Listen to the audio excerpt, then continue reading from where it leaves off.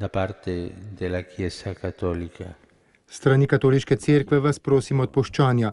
Prosim vas odpuščanja za nekrščanske in celo nečloveške drže in obnašanja, ki smo jih v zgodovini imeli v odnosu do vas. V imenu Gospoda Jezusa Kristusa odpustite mi.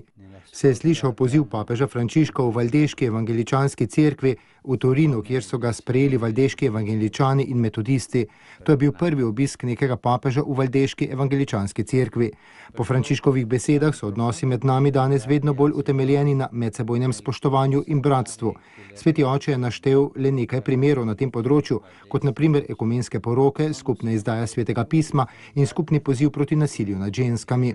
Področje, kjer je po papeževih besedah mogoče še bolj sodelovati, je področje evangelizacije. Drugo področje pa je po papeževih besedah služenje trpečemu človeštvu. Odločitev za bolne in izključene iz družbe nas bo približala k Božjemu srcu in hkrati tudi med nami, je dejal papež Frančišek.